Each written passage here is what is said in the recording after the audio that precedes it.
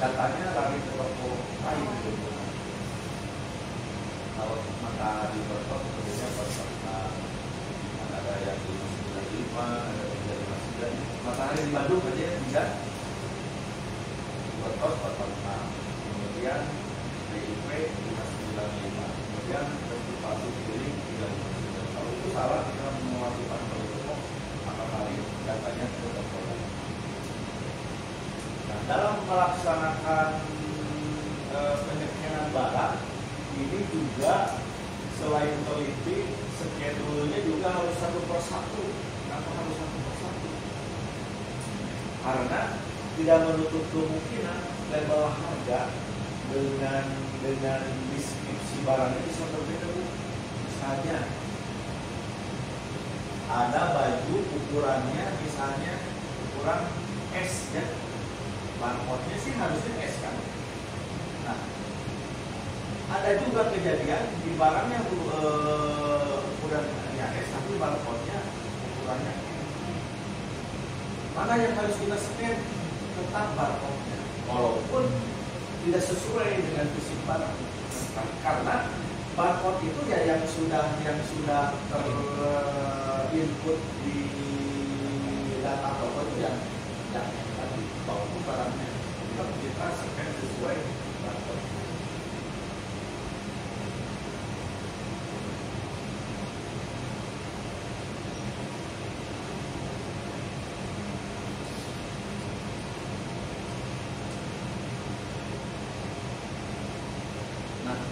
Keberhasilan daripada pelaksanaan stok on ini adalah bagaimana semua barang itu bisa kita scan. Jangan sampai ada yang tertinggal. Makanya persiapan di area harus benar-benar maksimal. Profesor area benar-benar bertanggung jawab terhadap pelaksanaan stok on ini. Jangan sampai ada barang yang bercampur ke divisi lain. Itu pasti tidak akan masuk. Atau misalnya nih, kadang-kadang anak-anak suka nakal juga tuh nyimpen barang, Pak. Nyimpen di box misalnya ya. Nah, alasannya mungkin misalnya nanti mau ditebus misalnya tanggal berapa gitu kan, mau gajian. Nah, kalau itu tidak terdeteksi itu kan, kalau supervisor tidak mengetahui, kemudian itu tidak terhitung, tidak terstok sama kita, maka itu akan menjadi angka kekurangan. Itu sering terjadi, Pak, seperti itu. Makanya salah satu persiapan daripada pelaksanaan stok itu adalah beberapa hari sebelumnya kita melakukan sidang ke gudang-gudang. Gudang-gudang kita cari tuh barang yang akan kita stok nanti itu ada nggak, disembunyiin nggak, gitu kan. Termasuk mungkin bisa saja bercampur ke divisi lain. Ini bagian yang sulitnya itu, Pak. Kalau misalnya pelaksanaan penyampaian makanan itu tidak terlalu sulit karena kita pakai PNT gitu kan, tinggal scan dari. Tapi yang sulitnya itu adalah memastikan tidak ada barang yang tertinggal di depan. Karena anak-anak itu kadang-kadang pintar juga nyimpennya gitu kan, kita tidak tahu. Jadi tadinya kan ke ekspedisi ini nggak sembarangan barang, harus koordinasi dulu di nanti saya pagi-pagi. Tapi kalau secara itu jasa pengiriman juga ada yang dari jasa pengiriman mah kita mah cuma siapin aja. Jadi kalau misalnya dari yang miliknya ada jasa kirimnya, nanti kita tinggal bagian pembelian dari ini ojek.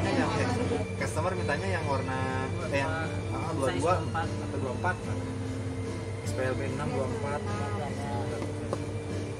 Ada ini 24. Nah, dari kita yang sudah berjalan itu saat